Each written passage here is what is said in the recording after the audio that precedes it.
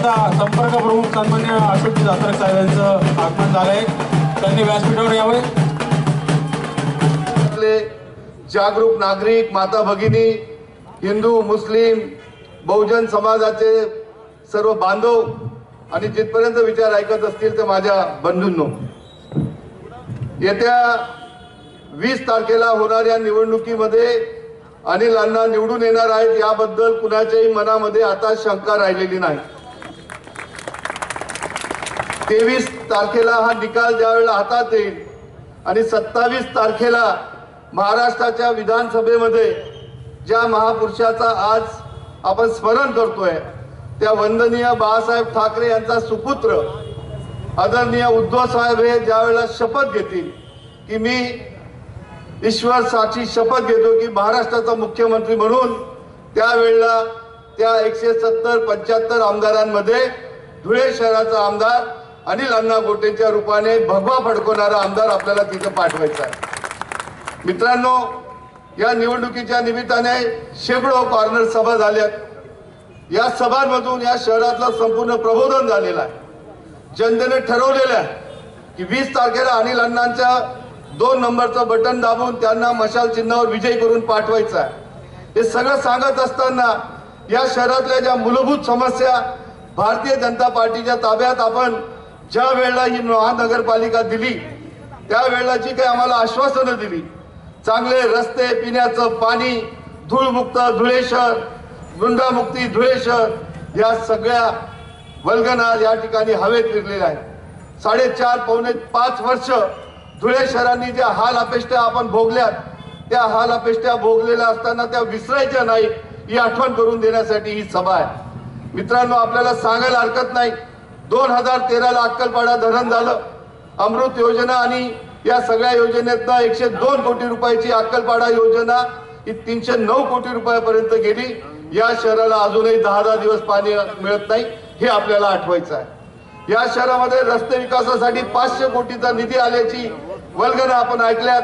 या शहरातल्या रस्त्यांचा विकास कसा झालेला आहे आपण सगळेजण डोळ्यात देखत पाहतोय। या शहरामध्ये भूमिगत गटारसाठी 102 कोटी रुपयाचा निधी असताना या शहरातली भूमिगत गटार योजना वारंवार टक्केवारीतनं या ठिकाणी वाढत गेल्यामुळे या शहरातली भूमिगत गटार योजना झालेली नाही। हे तर प्रश्न आपल्याला माहितीच आहे। याशिवाय या शहरामध्ये प्रचंड गुन्हेगारी वाढली।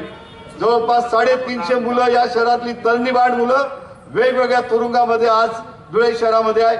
महाराष्ट्रामध्ये 2.5 वर्षामध्ये जे सरकार या ठिकाणी मिंदेंचं बसलंय त्याच्यामध्ये देवेंद्र फडणवीस सारखा माणूस ज्याने या महाराष्ट्राची वाट लावली, या माणसाकडनं या महाराष्ट्रामध्ये गुन्हेगारी कुठल्याही प्रकारचा अधिकाऱ्यांवर वचक नाही, प्रशासनावर वचक नाही आणि सर्व प्रकारचं भ्रष्टाचाराचा अभय देणारं हे सरकार या महाराष्ट्रात बसलेलं आहे। परवा त्यांची एक सभा झाली, उलेमाच्या एका अध्यक्षाने जाहीर केलं की आम्हाला मुस्लिम बांधवांना महाविकास आघाडीला मतदान करायचंय।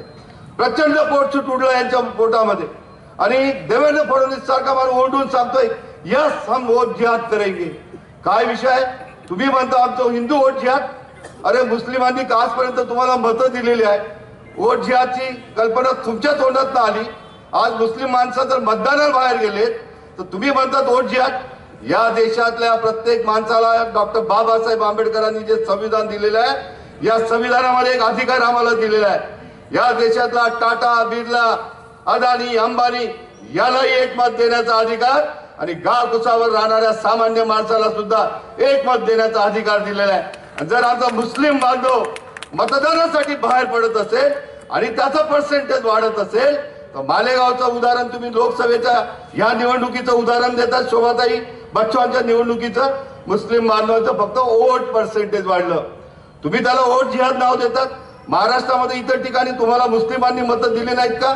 आणि मग या देशामध्ये या राज्यामध्ये अशा प्रकारचं मुस्लिम समाजाला वाईट टाकण्याचं काम, ज्या समाजाची लोकसंख्या 14 कोटीपैकी 3 कोटी लोकसंख्या या महाराष्ट्रामध्ये राहते आणि देशातल्या एकूण लोकसंख्येपैकी 30 कोटी मुसलमान या देशामध्ये राहतात, त्या मुसलमानांच्या मतदानाला तुम्ही वोट जिहाद म्हणत असाल तर तुम्ही लोकशाहीचा अपमान करतात, भारतीय संविधानाचा अपमान करतात। मित्रांनो, हे सगळे प्रश्न आपल्याला माहिती आहेत, या ठिकाणी फार बोलायचं नाही।